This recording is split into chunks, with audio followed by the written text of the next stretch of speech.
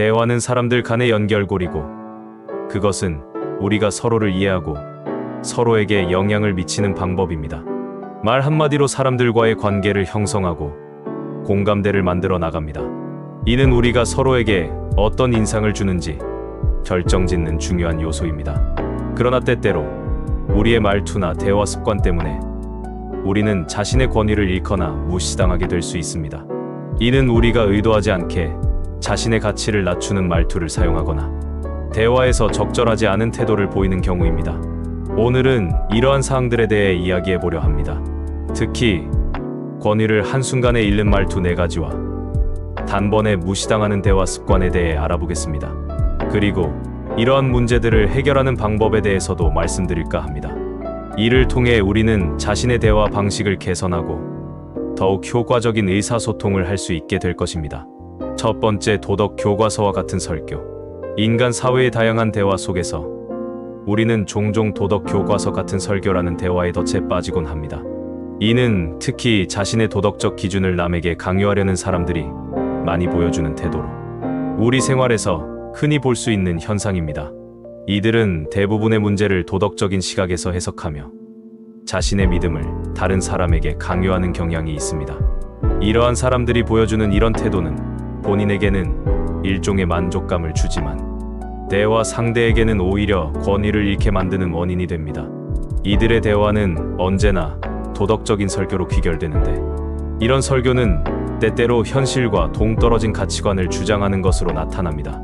또한 자신의 경험담이나 고생담을 통해 타인에게 도덕적인 교훈을 주려는 사람들은 종종 자신의 말에 너무 몰두하여 상대방의 의견을 무시하거나 가볍게 여기곤 합니다. 이런 도덕적 설교를 하는 것은 특히 그것이 실천과 일치하지 않을 때 더욱 문제가 됩니다. 말로는 도덕을 강조하면서 실제로는 그렇게 행동하지 않는 사람들은 그들의 말에 대한 신뢰성을 떨어뜨리게 됩니다. 이는 듣는 사람들로 하여금 그들의 권위를 의심하게 만드는 결과를 가져옵니다.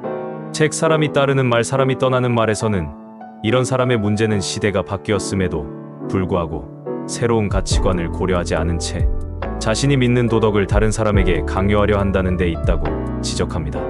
이런 도덕 교과서 같은 설교를 해결하기 위한 방법은 무엇일까요?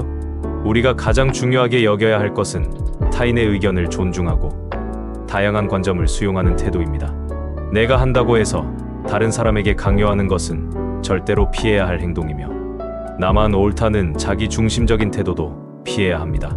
책이 지적하는 바와 같이 독립적인 사고를 가진 인간에게 도덕을 강요하는 것은 바람직하지 않습니다.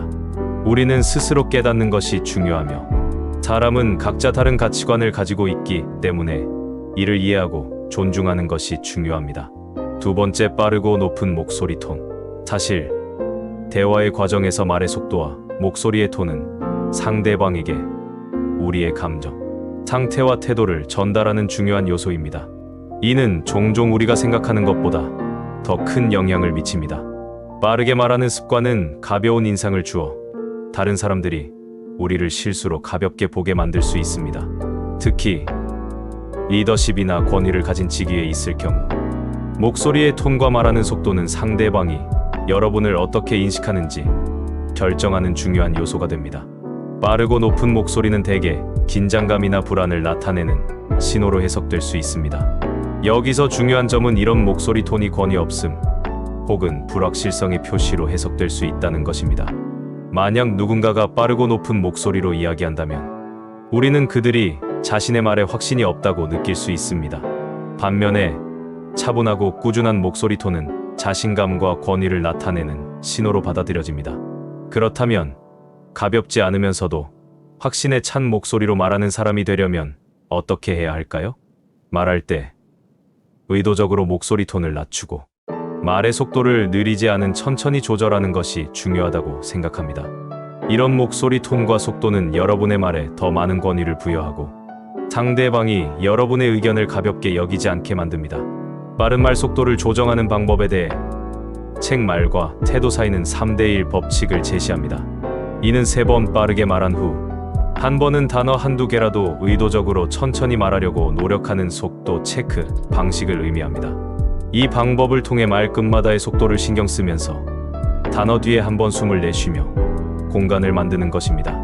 이런 심리적 공간은 말의 빠른 속도를 한결 여유 있게 만들어 상대방이 우리의 말을 더 잘 이해하고 받아들일 수 있게 도와줍니다. 한석준 아나운서는 자신의 책 한석준의 말하기 수업에서 말의 속도가 빨라진다면 이때 고삐는 호흡이라고 강조합니다. 즉, 말이 빨라지고 있다는 것을 느꼈을 때 심호흡을 하여 한 박자 쉬는 것으로 대략 12초 정도의 여유를 만드는 것입니다. 이런 방법을 통해 우리는 말의 속도를 조절하고 더욱 효과적인 대화를 이끌어낼 수 있습니다. 세 번째, 과장된 표현. 우리는 종종 이야기를 더 흥미롭게 만들기 위해 은근히 과장된 표현을 사용하곤 합니다.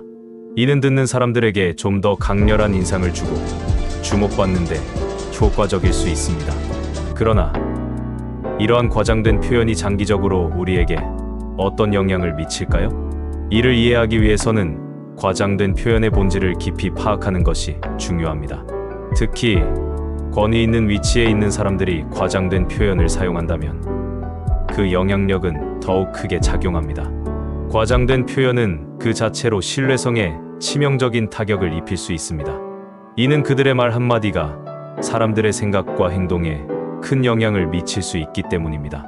과장된 이야기는 순간적으로는 관심을 끌 수 있지만 그 효과는 잠깐뿐입니다. 마치 빛나는 비닐봉지가 바람에 흩날리는 것처럼 과장된 이야기도 잠시 눈길을 끌 뿐 곧 잊히게 됩니다. 불행히도 과장이 일상화되면 사람들은 상대의 말에 의문을 가지기 시작합니다. 이번에도 과장이겠지라는 생각이 들면서 상대의 말에 대한 신뢰도가 점차 떨어집니다. 이는 상호 간의 일관된 관계를 손상시키는 요인이 될 수 있습니다. 더 중요한 것은 과장은 권위를 손상시킬 수 있다는 점입니다. 권위 있는 위치에 있는 사람들의 말은 더 큰 무게를 가집니다. 그들의 말 한마디 한마디는 사람들의 판단과 결정에 영향을 미칩니다. 하지만 과장된 이야기로 가득 찬 말투는 이 권위를 흔들어 놓습니다. 사람들은 권위 있는 위치에 있는 사람이라면 정확하고 사실에 기반한 정보를 제공할 것으로 기대합니다. 과장된 말투는 이런 기대와 신뢰를 깨뜨리며 결국 사람들은 그런 사람의 말을 진지하게 받아들이지 않게 됩니다. 그렇다면 우리는 어떻게 이 문제를 해결할 수 있을까요? 무엇보다 중요한 것은 현실성을 유지하는 것입니다. 현실에 기반한 사실적인 이야기는 시간이 지나도 변하지 않는 신뢰의 기반을 마련합니다. 각 사실은 검증된 정보를 기반으로 하여야 하며 이는 권위를 유지하는 데 중요한 역할을 합니다. 또한 명확하고 간결한 표현을 사용하는 것도 중요합니다. 복잡하고 과장된 말보다는 간단하고 명료한 말이 더 큰 영향력을 가집니다. 마지막으로 진실성이 중요합니다. 진정성 있는 대화는 사람들과의 관계를 더욱 깊고 의미 있는 것으로 만들어줍니다. 사람들은 진실된 말을 하는 사람을 더욱 존중하고 신뢰합니다. 이는 상호 간의 신뢰를 더욱 견고하게 만드는 데 기여하며 우리가 살아가는 사회에 더욱 긍정적인 영향을 미칩니다. 네 번째, 과도한 질문 말투. 대화는 사람들 사이에서 의견을 교환하고 정보를 얻는 중요한 수단입니다. 그 중에서도 질문은 상대방의 견해를 묻거나 필요한 정보를 얻기 위한 핵심적인 요소입니다.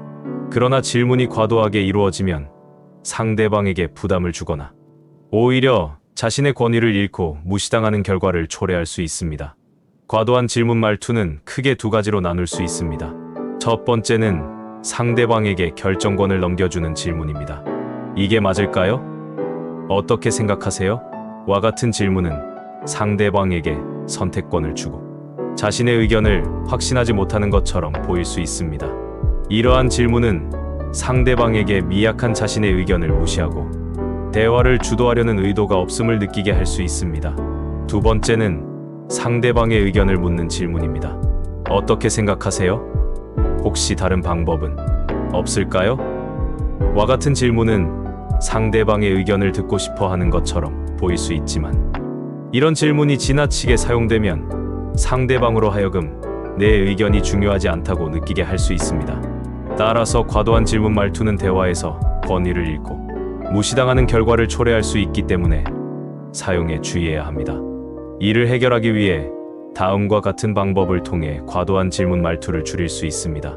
첫째, 자신의 의견을 명확하게 표현합니다. 이게 맞을까요? 라는 질문 대신 나는 이렇게 생각하는데 어떻게 생각하세요? 라고 말하는 것이 좋습니다. 이렇게 자신의 의견을 명확하게 표현하면 상대방에게 결정권을 넘겨주는 것이 아니라 의견을 공유하고자 한다는 의도를 상대방에게 전달할 수 있습니다. 둘째, 질문을 할 때는 의도를 명확히 합니다. 어떻게 생각하세요? 라는 질문 대신 이 문제에 대한 당신의 의견을 듣고 싶어요 라고 말하는 것이 좋습니다. 이렇게 질문의 의도를 명확히 하면 상대방이 질문의 의미를 오해하지 않고 자신이 상대방의 의견을 진심으로 듣고 싶어 한다는 점을 이해할 수 있습니다. 셋째, 질문을 할 때는 적절한 타이밍을 택합니다. 상대방이 말하고 있을 때 질문을 하면 상대방의 말을 무시하는 것으로 비칠 수 있습니다.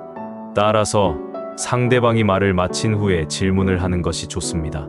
과도한 질문 말투를 줄이는 것은 대화에서 자신의 권위를 유지하고 상대방의 존중을 받는 데 도움이 됩니다. 따라서 대화할 때는 질문을 적절하게 사용하고 자신의 의견을 명확하게 표현하는 습관을 기르는 것이 중요합니다. 첫 번째, 도덕 교과서 같은 설교. 두 번째, 빠르고 높은 목소리 톤. 세 번째, 과장된 표현. 네 번째, 과도한 질문 말투. 지금까지 권위를 한순간에 잃는 말투 4가지에 대해 이야기해 보았습니다. 각각의 말투는 우리가 대화 중에 상대방에게 무시당하게 될 가능성을 높이는 요인이 될 수 있습니다. 이를 해결하기 위한 방법에 대해서도 함께 고민해 보았습니다. 이러한 대화 습관들을 깨닫고 그에 대응하는 방법을 찾아내는 것은 우리가 더욱 존중받고 효과적인 대화를 이끌어낼 수 있게 도와줍니다. 이번에 공유한 내용이 여러분의 대화 스타일 개선에 도움이 되었기를 바랍니다. 오늘의 영상과 책을 통해 한 걸음 더 나아가는 데 도움이 되었다면 정말 기쁠 것입니다. 여러분의 성장을 응원하며 다음에도 더 유익한 정보와 팁으로 찾아뵙겠습니다. 감사합니다.